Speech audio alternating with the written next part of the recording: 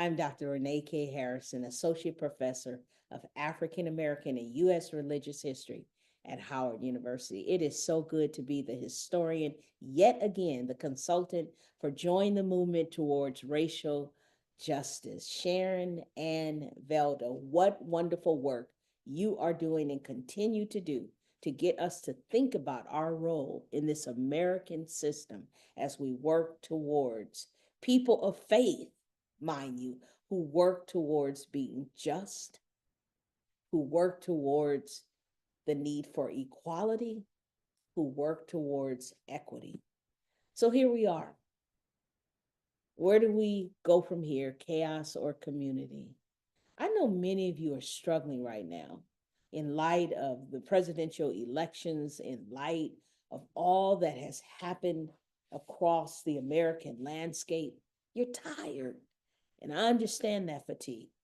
But I guarantee you, you have within you the antidote you need to heal this world.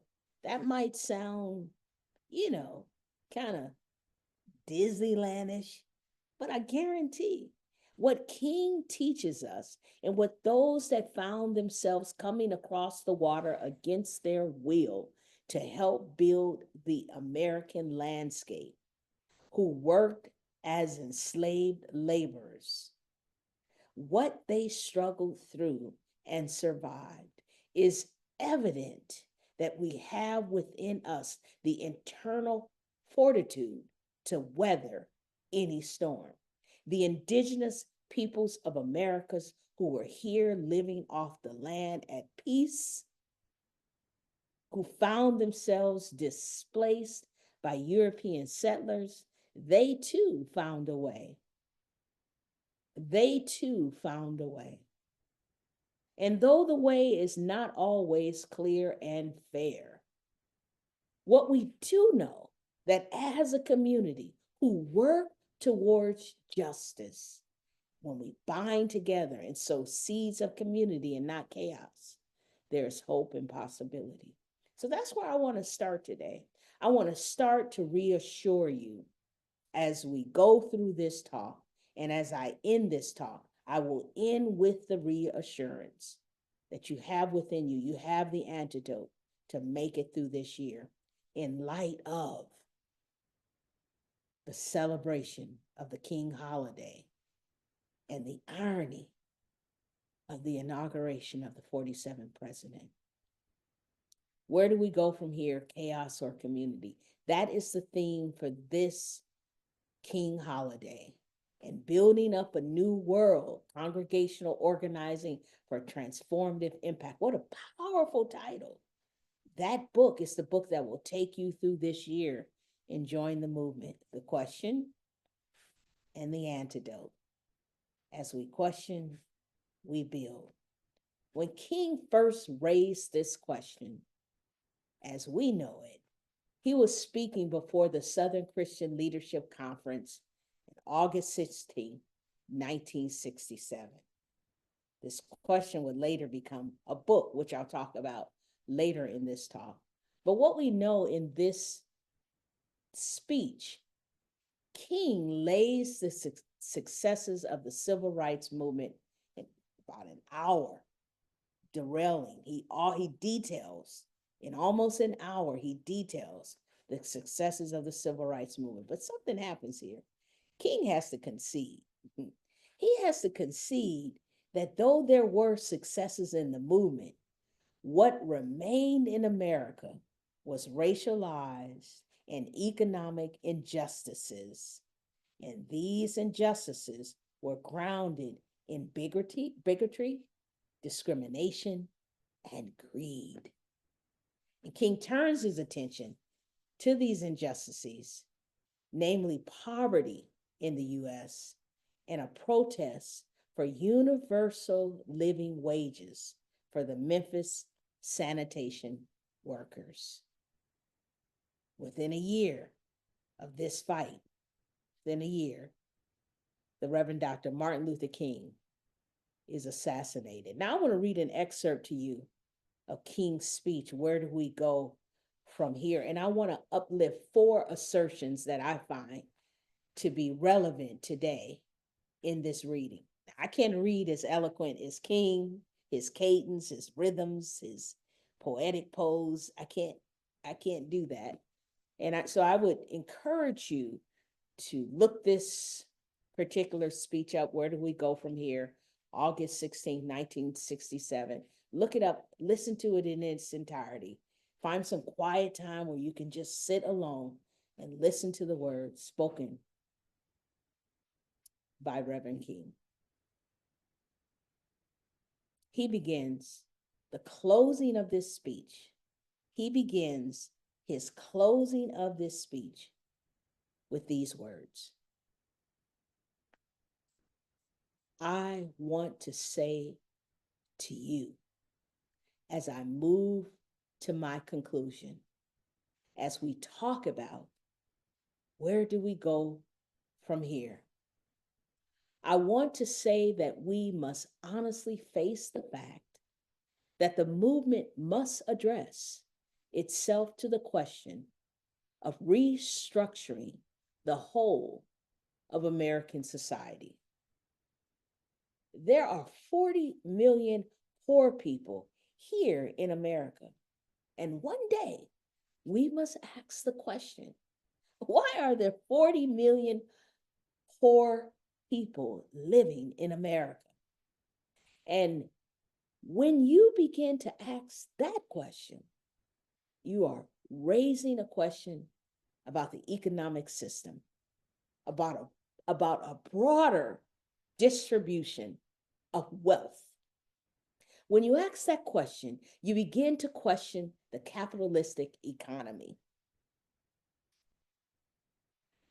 So I'm simply saying more and more that we've got to begin to ask questions about the whole of society. We are called upon to help the discouraged beggars in life's marketplace. But one day, we must come to see that the edifice, the organizations, the structures which produces beggars needs restructuring. It means that questions must be raised. And you see, my friends, when you deal with this, you begin to ask the question, who owns the oil? You begin to ask the question, who owns the iron ore? When King here talks about the iron ore, he's talking about the rocks and the minerals from which metallic iron can be economically extracted. He goes on to say, you begin to ask the question, why is it that people have to pay water bills in a world that's 2/3 water? These are the words that must be said, end quote. The relevance of King's words, I argue, resonates today as we approach the inauguration of the 47th President of the United States. And as we journey today to explore where do we go from here in light of that, and what is our role in building up a new world through the work of congregational organizing for a transformative impact. Believe it or not, this is really a unique moment in American history. The coinciding of a presidential inauguration with a King holiday. This moment has only happened once in 41 years since the King holiday bill was signed into law by Ronald Reagan in 1993. The first time the coinciding of this event was during the second inauguration of Bill Clinton. On this historic day, June 20th, 2025, we remember and we celebrate one American and anoint another. You see, the 47th president rises to the podium in the same location where an insurrection that some argue was on his behalf took place 4 years earlier over the outcome of the 2020 election results.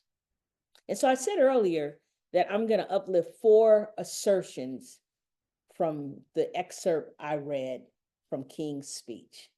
The first assertion is King's question. I want to talk about King's question. Where do we go from here? I argue that that question echoes throughout history. Seldom take the wisdom of the past, our mistakes, our discontents, our biases, our vitriol, as opportunities to teach and inform us in the present to create a better, more generative future. As a result, it leaves us to repeat the wounds of the past. I kind of call it Groundhog Day. It's a Groundhog Day. This idea of where do we go from here feels like Groundhog Day for some of us as we struggle to find the answer to that question. We keep repeating the past and where our concepts of democracy and fairness, in some sense, seems like an illusion and at best is aspirational. The Constitution's promise to provide for the general welfare of the people can be understood as the government's responsibility to promote the well-being of its citizens. And that idea of promoting the well-being of one another and the government's responsibility to join in that endeavor can feel kind of out of reach and disconnected for so many of us, especially those who live below the poverty line and they wake each day to work from sunup and sundown, contributing to this democratic enterprise. The second assertion is when King speaks of restructuring.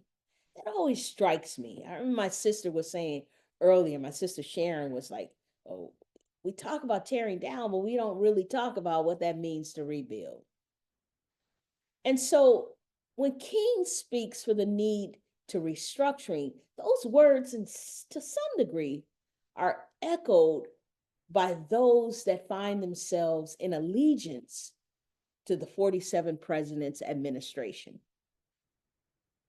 This administration often asserts the need to tear down existing institutions, to reduce oversight and spending throughout governmental agencies, and, to clean out the swamp.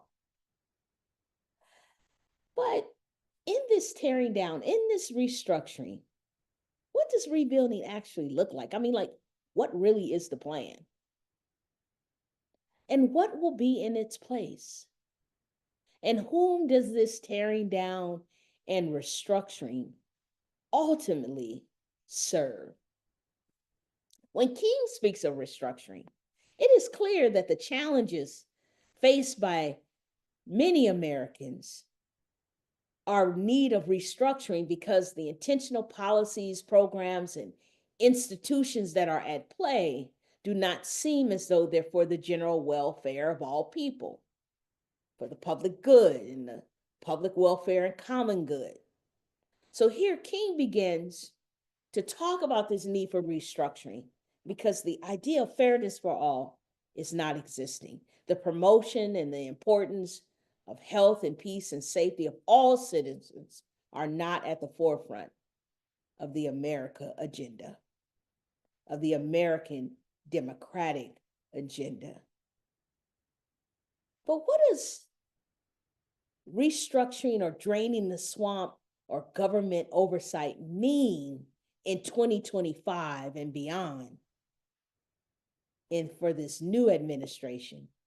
And what will emerge as they drain the swamp, reduce government spending, and restructure governmental agencies? What will emerge in its place? And who will this tearing down and restructuring ultimately benefit? The third assertion. When King spoke those words in 1967 about poverty, he said that there were 40 million Americans living in poverty. But actually, over the 7-year period from 1959 to 1966, the number of people below the poverty line had actually decreased from 39 million to 30 million. Those are still high numbers.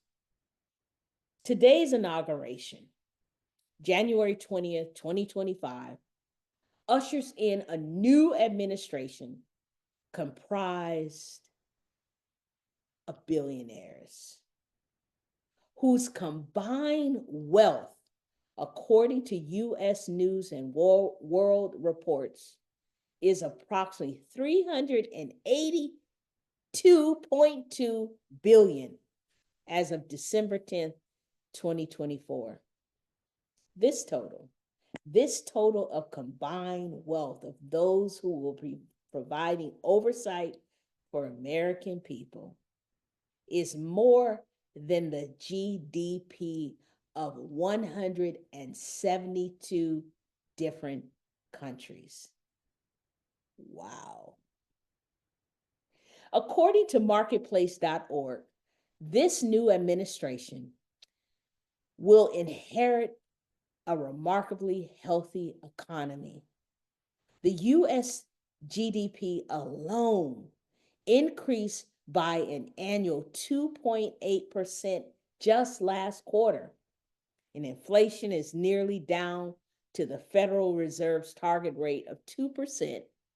And unemployment is at its lowest since 1969. That's a year of my spouse. I mean, that's a long time ago. So what does this mean for the new administration comprised of billionaires? What does this mean for the American people and the nearly 40 million Americans living in poverty today? What will come of America's economy? And who will this economy, as we turn our gaze in 2025, who will this economy benefit? That's the test of time. That is what we are going to be paying close attention to, as King reminds us. Though many strides in the civil rights movement had been made, the economic disparities and injustice persist. The fourth assertion are found in the final words of King's speech, which I did not read. And King tells us in this speech, as he does in many of his speeches, he tells us that the arc of the moral universe bends towards justice.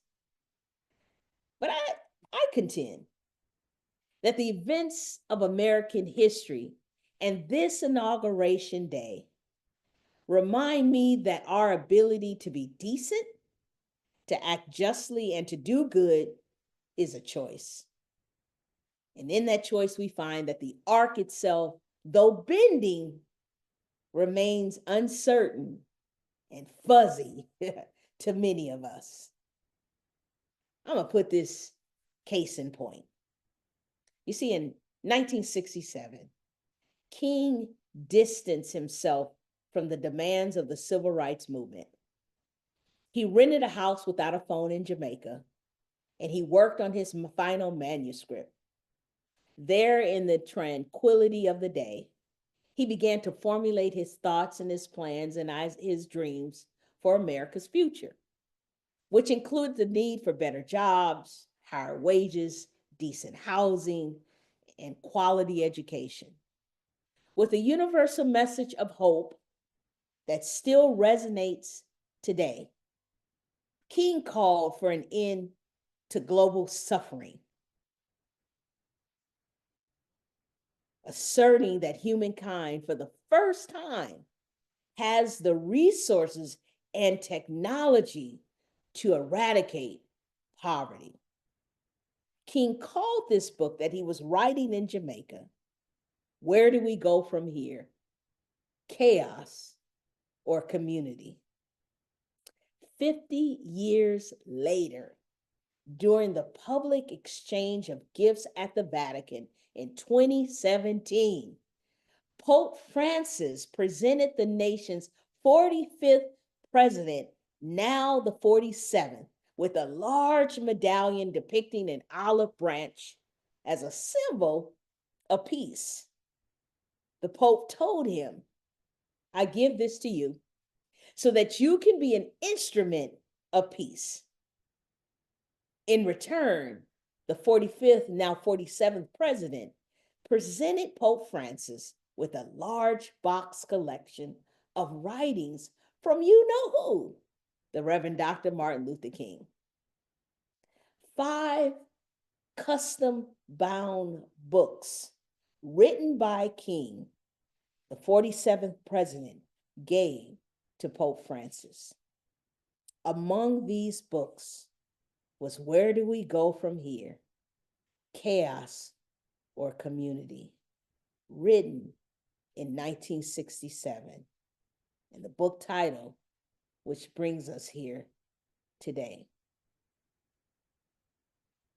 On this historic day, January 20th, 2025, we honor the life and legacy of a civil rights leader who sought to bring us peace through acts of love and justice.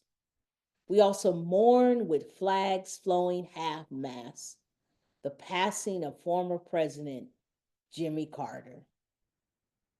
And we celebrate the inauguration of the nation's 47th president. And as we do this, as we engage in this human activity, the arc of the moral universe lays bare our ability to be decent, to act justly, and to do good. So our gestures and symbols of peace and acts of love reflect who we are as individuals and a nation. It reflects our ways of being self-serving and life-giving. You see, through their actions, King and Francis yearn for a peaceful, just world where communities of difference respect and care for one another. Speeches, activist work, writings, papal bulls, olive branches, words and actions demonstrating peace, community, and not chaos. On this day, we also witness the other side when seeds of retribution and chaos are sowed. As flags that are traditionally flown at half-mast for 30 days at all federal buildings and grounds and naval vessels across the U.S. and its territories following the death of a president or former president are raised. And they're raised in this moment to full staff at the U.S. Capitol during the inauguration at the request of the 47th president and endorsed by the House Speaker Mike Johnson. This act,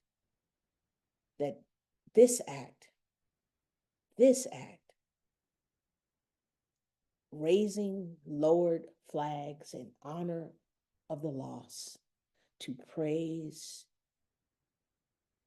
the ascension of a president on inaugural day.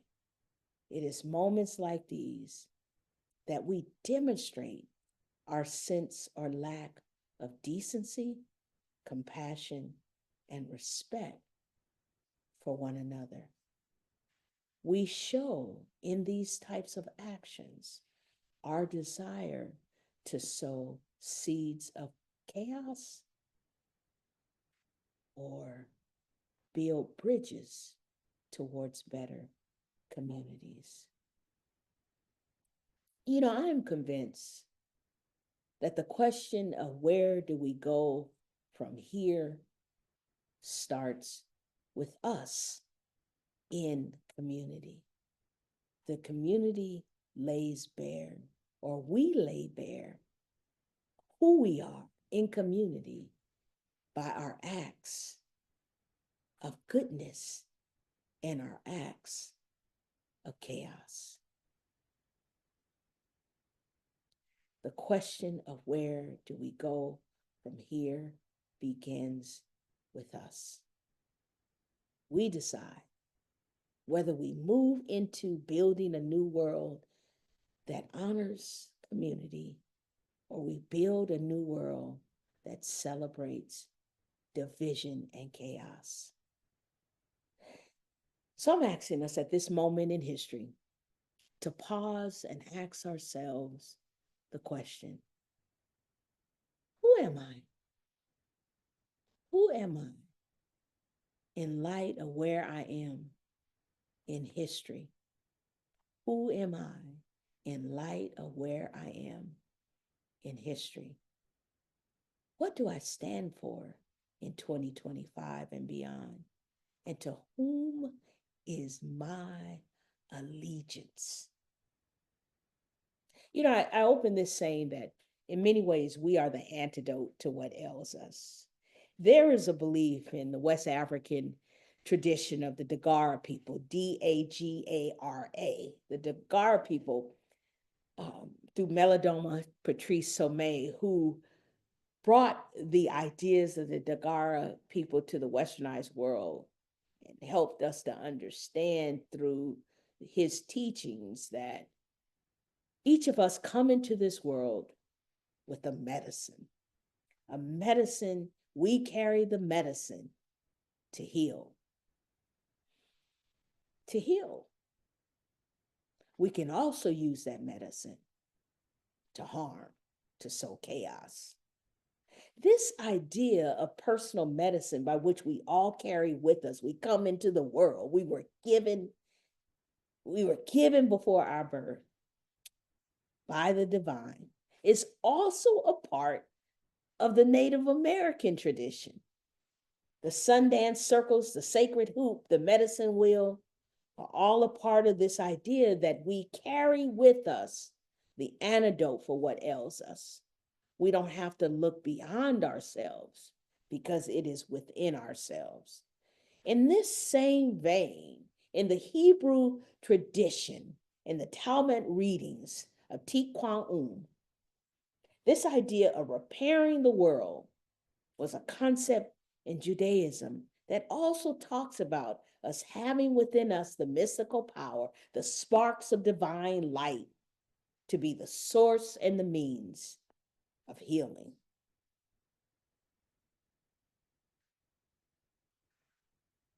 In many ways, what King reminds us of the state of this world, the 40 million people that he said lived in poverty during his lifetime, and the 40 million people that live in poverty during this lifetime, are a direct result of how we have taken a capitalistic society and operated in greed for our own pleasures and desires. The goal before us is to begin to ask the question, how can I alleviate the conditions of this world that brings healing and peace and decency and order?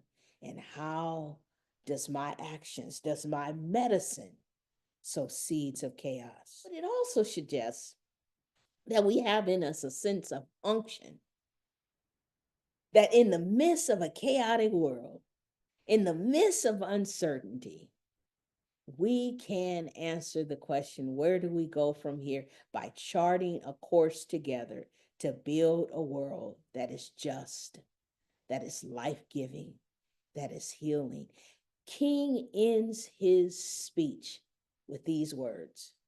He reminds us as we do the work of justice that the road ahead he says, will not always be smooth. King says, there will still be rocky places of frustration and meandering points of bewilderment. There will be inevitable setbacks here and there will be those moments when hope will be transformed into fatigue and despair. And in those moments, sometimes our dreams will be shattered and our hopes blasted. But difficult and painful as it is, we must walk. I mean, we must walk. We must walk on in the days ahead with an audacious faith in the future. We are the hope. We are the antidote. And we must move into the future, honoring the good as we chart a new course. And as we chart this new course, King says, let us remember that there really is a creative force in this universe working to pull down the gigantic mountains of evil. It may seem like, because history is repeating itself, because we're not taking the lessons of the past and using them to better our present and future. It may seem like these big, gigantic mountains of evil will never, never dissipate. But rest assured and be not dismayed. There really is a creative force, a power that is able to make a way out of no way and transform dark yesterdays into bright tomorrows. You are that creative force. And where we go from here, beautiful people, is where you choose to take us. Be the medicine in 2025 in light of what happens, in light of the uncertainty. Go in peace, everyone. Let us be that ark and bend justice by any means necessary. Have a good day, everyone.